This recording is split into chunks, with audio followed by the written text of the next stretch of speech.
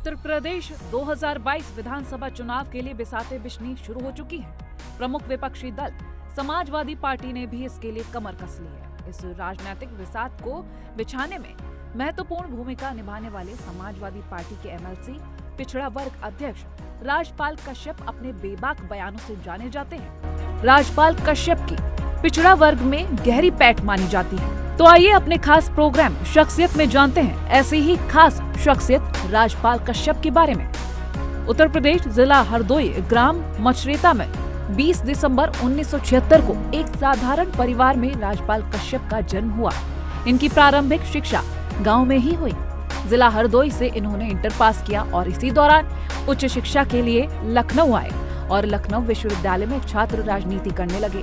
साल 2004 में इनको लखनऊ विश्वविद्यालय का अध्यक्ष चुना गया और इस दौरान इन्होंने LLB, LLM और PhD डिग्री भी हासिल की और राजपाल से डॉक्टर राजपाल कश्यप बन गए। साल 2005 में इन्होंने सक्रिय राजनीति में कदम रखा और समाजवादी छात्र सभा के राष्ट्रीय अध्यक्ष चुने गए। समय समय पर समाजवादी पार्टी में इनको जो भी महत्वपूर्ण जिम्मेदारी सौंपी गई उसको इन्होंने बखूबी निभाया।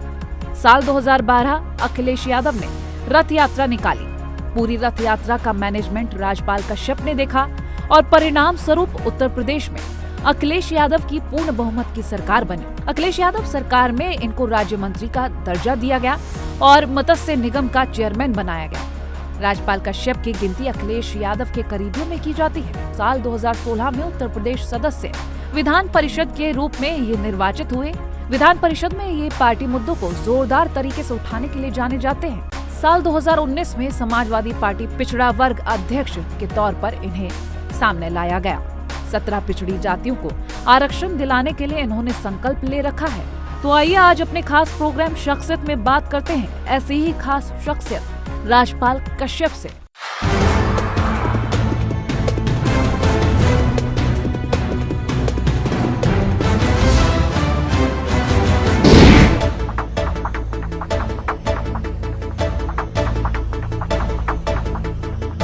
राजपाल जी, आपका हमारे प्रोग्राम में बहुत बहुत स्वागत है। धन्यवाद। चुनाव की अब 1 महीना लगभग बचा हुआ है, क्या तैयारी है समाजवादी पार्टी की? समाजवादी पार्टी की पूरी तैयारी है और उत्तर प्रदेश की जनता ने बड़ी तैयारी कर रखी है समाजवादी पार्टी के लिए। ये बड़ी बात है।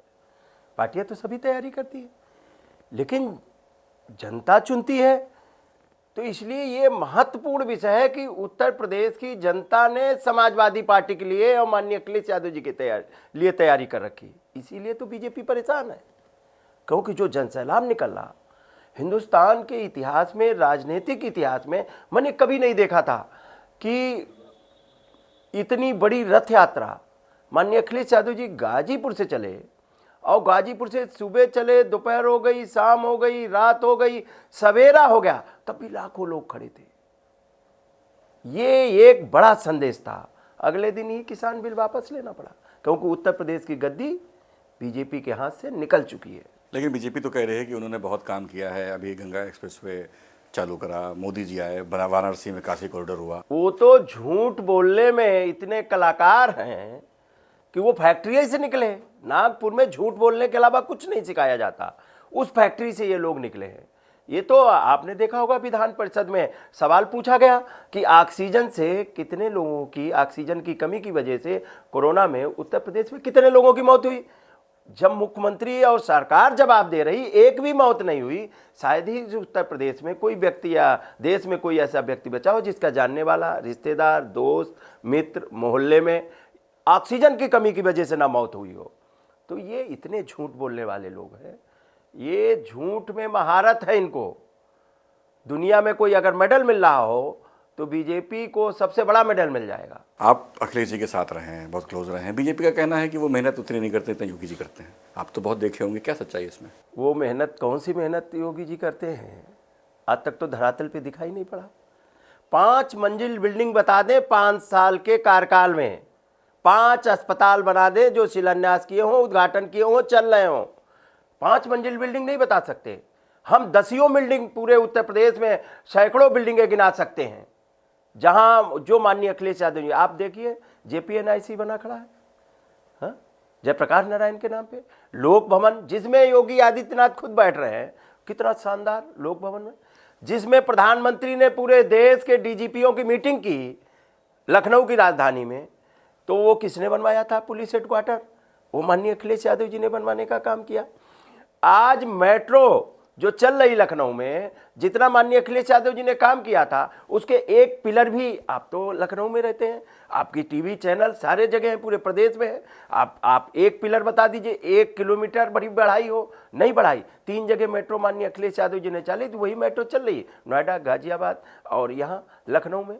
और एक्सप्रेस वे जो माननीय अखिलेश यादव जी ने लखनऊ से आगरा एक्सप्रेस वे बना दिया।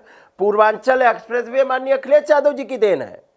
ये अपना बताएं कौन सा एक्सप्रेस वे बना दिया?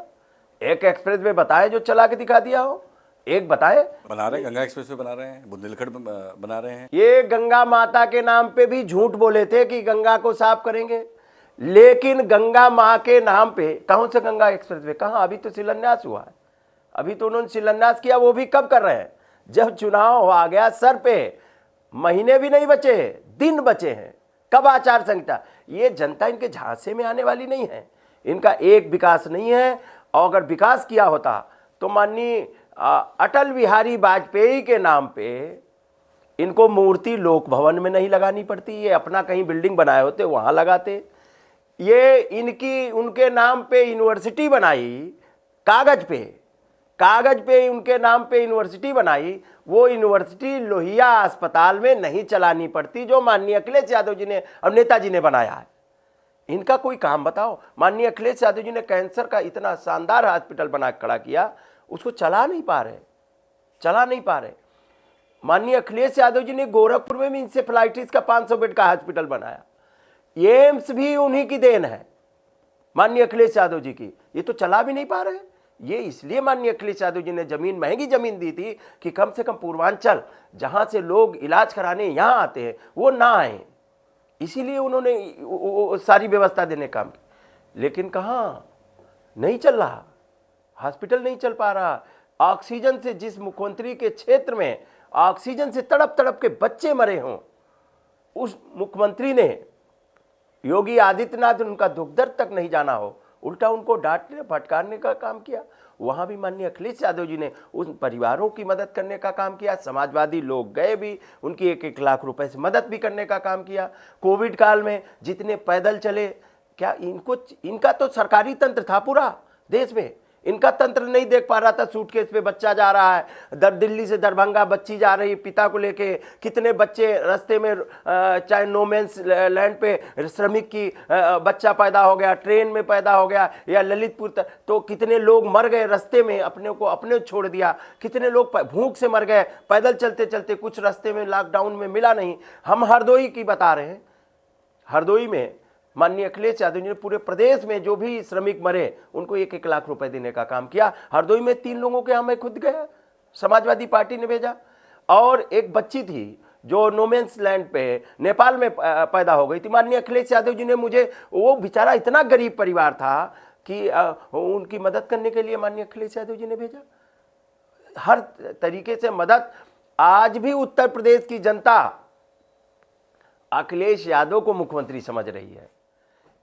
योगी जी केवल कलेक्टर और कप्तान और सचिवालय के मुख्यमंत्री हैं, लेकिन जनता में जो लोगों को राहत दे रहे हैं या लोगों को जिस तरीके से संवेदना व्यक्त कर रहे हैं, वो उत्तर प्रदेश में माननीय अखिलेश यादव जी हैं। योगी जी बताओ, कितने किसानों की मौत हुई, किस किसान के यहाँ गए? योगी जी बताएं, जो श्रमिक मरे किसकी मदद की? योगी जी बताएं, ऑक्सीजन से तड़प के उनके गोरखपुर में बच्चे मरे, किसकी मदद की?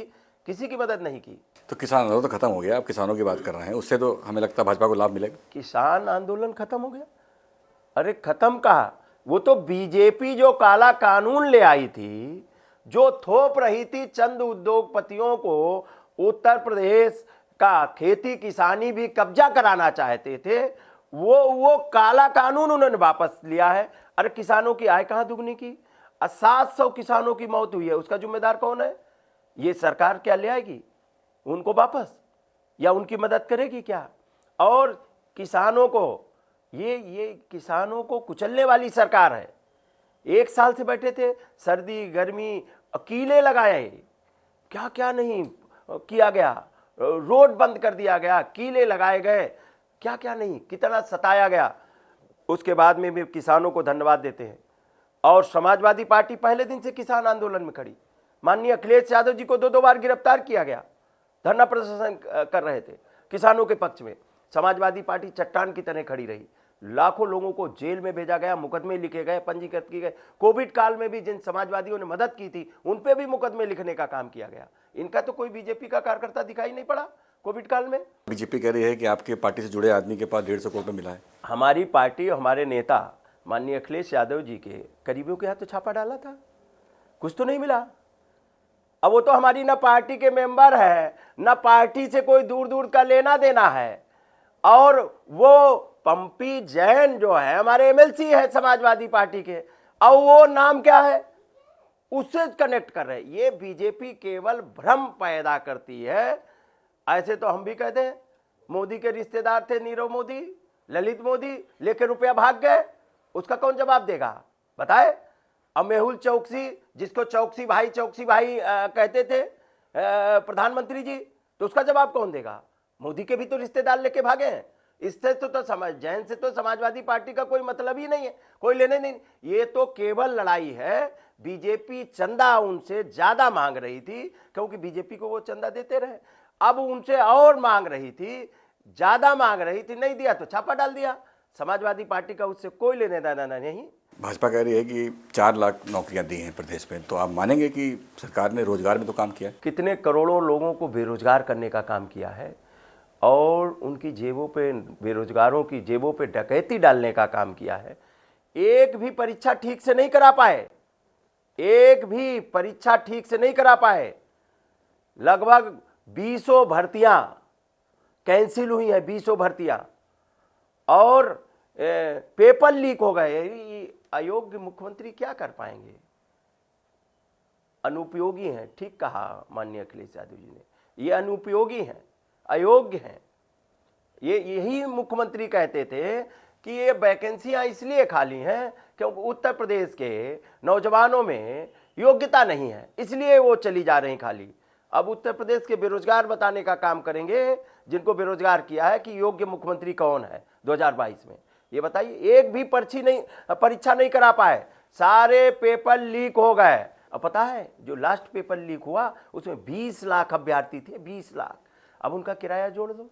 किसान के बेटे आए हैं नौकरी करने, कोई उद्योगपति का बेटा नहीं नौकरी मांगने आया। योगी जी ने कहा तो है कि दोबारा आएंगे तो पैसा नहीं लगेगा। नहीं, वो गए तो थे। योगी जी की बात की कौन सा भरोसा। योगी जी ने तो कहा था बसों से फ्री जाएंगे। वो तो लोगों ने टिकटें खुद सोशल मीडिया पे आपने देखी होगी, टिकट उनसे पड़ी है। योगी होके झूठ बोल रहे हैं, ये महापाप कर रहे हैं। योगी है कि नहीं है पता नहीं, ये केवल योगी के नाम पे कलंक है। बताइए, योगी होके झूठ बोल रहे हैं कि इतने लाख लोगों को नौकरियां दे दी, इतने पेपर लीक हो गए। इस उत्तर प्रदेश का वो हाल बना दिया इन्होंने कि नौजवान अपमानित, कितने लोग, नौजवानों ने आत्महत्या कर ली, कितने नौजवानों की आत्महत्या कर ली, कितनी बहन बेटियों ने आत्महत्या कर ली। अनाज, शौचालय, सिलेंडर, ये बड़ा मुद्दा है। भाजपा को तो बहुत बड़े स्तर पे वोट मांगने जा रही है, और उसका कहना है कि लोग वोट भी देंगे। अरे इतना भी तो नहीं दे रहे जितना खेतों में सांड चल रहे हैं। बताओ ना, 5 किलो अनाज हुआ कितने का, 70-75 रुपए का, और सरकारी खरीद में 10 रुपए का, 2 रुपए किलो मिलता है। और शौचालय में पानी नहीं है, शौचालय में पानी नहीं है। माननीय अखिलेश यादव जी ने तो आप अयोध्या में चले जाइए, डीलक्स शौचालय बनवाए, डबल स्टोरी शौचालय बनवाए, और शौचालय में घोटाला है। बीजेपी के नेता और अधिकारी खा रहे हैं। 10,000 में कोई शौचालय बनता है बताइए। सिलेंडर में गैस नहीं है। ये प्राइवेट कंपनियों के माध्यम से गांव गरीब की जनता से जेब से रुपए निकालना चाहते हैं। इन्होंने मशीनें लगाई हैं घरों में। ये चोरी नहीं कर रहे हैं, ये डकैती डाल रहे हैं, डकैती। बीजेपी के लोग डकैत है, डकैत।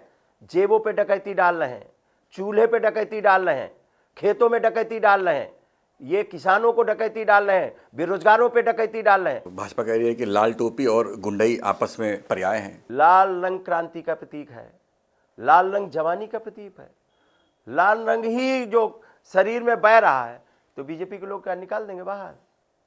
लाल रंग का ही खून है और ये हमारे सिंदूर सुहाग का प्रतीक है और प्रेम का प्रतीक है, दुर्गा माता का प्रतीक है, बजरंग बली का प्रतीक है। तो लाल रंग ने तो क्रांति, इसलिए इनको डर लगा लाल रंग। अच्छा, ये अपने को गुंडा नहीं बताएंगे, इनके गृह राज्य मंत्री जिनकी जिम्मेदारी थी कि उत्तर प्रदेश और देश में कानून व्यवस्था ठीक रहे, वो किस तरीके की धमकी दे रहे हैं लखीमपुर में। धमकी देने के बाद में उनका बेटा कुचलने का काम करता है। रमन कश्यप एक पत्रकार, उसकी भी हत्या करने का काम करता है। ये तो अंग्रेजों से भी आगे निकल गए, अंग्रेजों से भी आगे। जलियांवाले बाग में भी जिस तरीके से अंग्रेजों ने मारा था उसी तरीके से तो ये किसानों को कुचलने का काम कर रहे हैं। क्या गृह राज्य मंत्री पे भारत सरकार हमको गुंडा बता रही है, तो क्या उस गुंडे मंत्री को बर्खास्त किया उन्होंने? टेनी को नहीं बर्खास्त किया। और उसके बाद में एसआईटी की रिपोर्ट आती है तो एक पत्रकार पूछने चला जाता है। उस पत्रकारों को किस तरीके से धमका रहे हैं, ये लोकतंत्र की हत्या कर रहे हैं। क्या आज तक बर्खास्त किया? तो गुंडों की सरकार कौन है? ये गुंडे हैं, इनके विधायक बलात्कारी हैं। बताइए, चिन्मयानंद, उनका वीडियो किसने नहीं देखा होगा? क्या कार्रवाई हुई? आप बताइए, दलित बेटी पेट्रोल डाल के रात में जलाई गई, हाथरस में क्या हुआ? उन्नाव में क्या हुआ? कितने साहू परिवार एक था वहां आपके इलाहाबाद में, 5 लोगों की निर्मम हत्या हो गई। उत्तर प्रदेश में तो जंगल राज चला, गुंडों का राज चला। बीजेपी के लोग गुंडई कर रहे हैं, बीजेपी के लोग पेपर लीक कराए, बीजेपी के लोग खनन कर रहे हैं। एक कप्तान को बांध के डाल दिया था वहां बांदा में बीजेपी के गुंडों ने। राज्यपाल जी, अयोध्या में भव्य राम मंदिर बना, ये भाजपा को बहुत नहीं फायदा देगा? भगवान राम के ट्रस्ट में भ्रष्टाचार कर रहे हैं, जमीन खरीद में भ्रष्टाचार कर रहे हैं। जो गांव गरीब के लोगों ने आस्था में पैसा दिया उसमें भ्रष्टाचार कर रहे हैं। शमशान घाटों में भ्रष्टाचार कर रहे हैं। बताइए, वहां नोएडा गाजियाबाद में जो शमशान घाट गिर गया, लोग दब के मर गए। ये ऐसी सरकार है, निर्दयी सरकार है, संवेदनहीन सरकार है। ये इस सरकार ने सबके घर में डकैती डाल के, अब चुनाव आ रहा, चुनाव आ गया, अब ये सोचते हैं कि कुछ पैसे दे देंगे, लालच में लोकतंत्र को खरीद लेंगे। लेकिन अब जनता कोई झांसे में आने वाली नहीं है, जनता त्राहिमाम कर गई है। ये निषाद आरक्षण बहुत बड़ा मुद्दा बना हुआ है इस समय। क्या लगता है आपको, भारतीय जनता पार्टी और निषाद पार्टी का जो गठबंधन है, इससे समाजवादी पार्टी नुकसान नहीं होगा? देखिए, निषादों को उत्तर प्रदेश में किसी ने सम्मान दिया, किसी ने पहचान दी, तो वो समाजवादी पार्टी है। चाहे वीरांगना फूलन देवी को जेल से रिहा करा के 2 बार भारत की पार्लियामेंट में भेजने का काम किया हो, चाहे बालू खनन, मौरंग, तालाब, सिंघाड़ा, मछली पालन, नौका घाट का पट्टा देने का काम माननीय मुलायम सिंह यादव जी ने किया था। कश्यप, कहार, गुड़िया, माझी, मझवार, रैकवार, धीमर और बिंद, इनको सबको सहानी से लेके सबको पट्टा देने का काम किया था।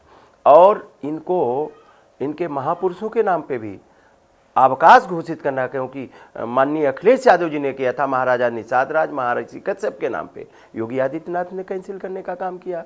और बालू खनन, मौरंग, तालाब के पट्टे दिए थे, उसमें भी नहीं हक अधिकार मिल पा रहा। साथ ही साथ में बीजेपी ने नहीं मिल देने दे रही। ये तो नाव फड़वा रहे हैं, जो रोजी रोजगार है। इलाहाबाद में नाव फड़वा दी इन्होंने जेसीबी लगवा के, तो माननीय अखिलेश यादव जी ने उनकी मदद करने का काम किया। साथ ही साथ में निषादों का आरक्षण भी, 17 जातियों का आरक्षण, कश्यप, निषाद, बिंद, धीमर, मल्ला, कहार, गुड़िया, माझी, मझवार, रैकवार और तुरैया और गोंड और आपके क्या कहते हैं कि राजभर, भर और कुम्हार, प्रजापति, इन 17 जातियों को परिभाषित करने का काम माननीय अखिलेश यादव जी ने किया था और सर्टिफिकेट बनने लगे थे। लेकिन बीजेपी की सरकार आएगी और उन्होंने रुकवाने का काम किया, वो हाईकोर्ट में फंसवाने का काम किया और आज तक हाईकोर्ट बुला रहा है। बीजेपी सरकार जवाब ही नहीं दाखिल करने जा रही है। ये तो अच्छा हुआ, रैली हो गई, इनके झूठ का पर्दाफाश हो गया।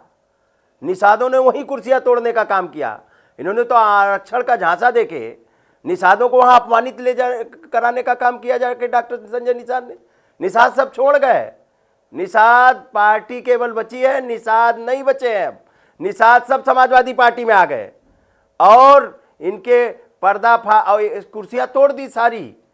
एक कुर्सी बची है अभी 2022 में, यही कश्यप निषाद बिंद मल्ला केवट कहार गुड़िया माझी योगी आदित्यनाथ की कुर्सी तोड़ के माननीय अखिलेश यादव जी को बैठाने का काम करेंगे। अब की आने वाले समय महंगाई कितना बड़ा मुद्दा बनेगी? बहुत बड़ा मुद्दा है।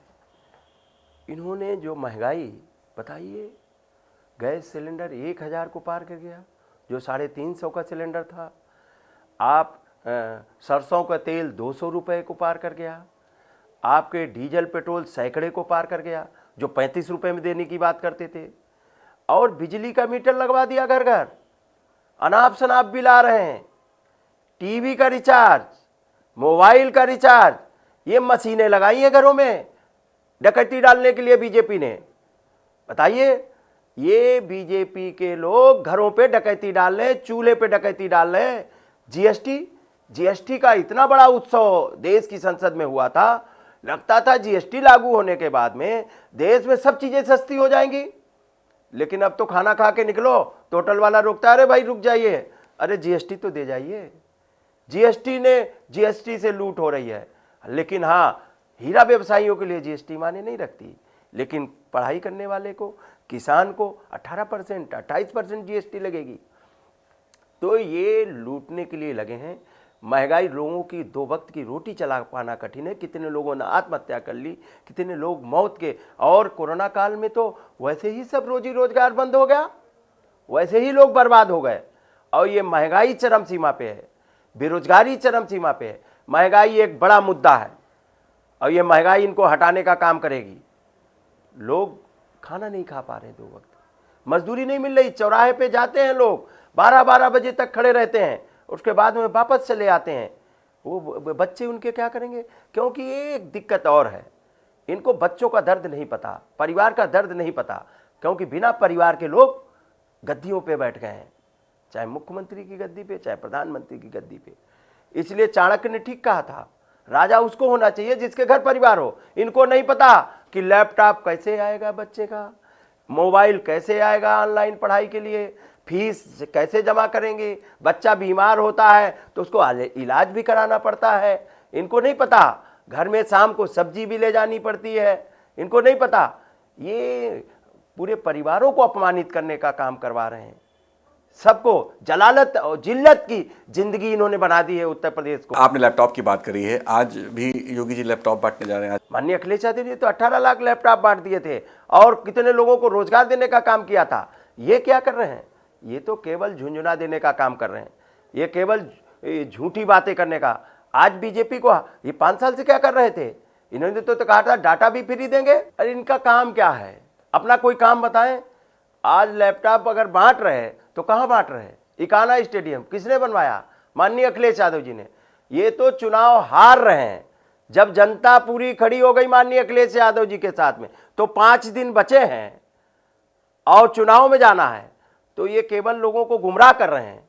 इनके झांसे में कोई नहीं आने वाला है, चाहे जो कुछ बांट ले, अब इनको हटाने का काम उत्तर प्रदेश की जनता करेगी।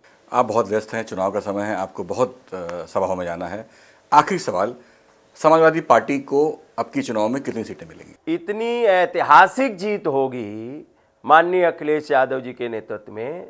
उत्तर प्रदेश की जनता इतनी सीटें जिताएगी कि उत्तर प्रदेश में आज तक इतनी सीटों के साथ में कोई दल नहीं जीता होगा और बीजेपी की इतनी ऐतिहासिक हार होगी कि ये दहाई को भी नहीं छू पाएंगे। तो ये थे राजपाल कश्यप जी, जिनका कहना है कि उत्तर प्रदेश में समाजवादी पार्टी की भीषण सीटों के साथ सरकार बनने वाली है। ये तो वक्त बताएगा कि इनकी बातों में कितनी सच्चाई है। मिलते हैं अगले प्रोग्राम में किसी और शख्स के साथ, तब तक के लिए जय हिंद।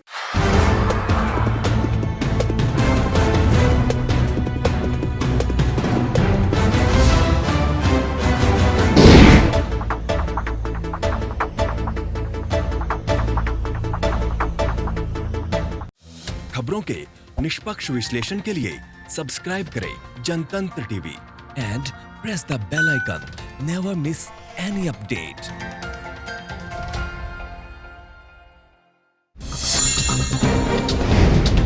डाउनलोड कीजिए जनतंत्र टीवी ऐप को, जो कि अवेलेबल है गूगल प्ले और ऐप स्टोर पर। अधिक जानकारी के लिए अभी डाउनलोड करें।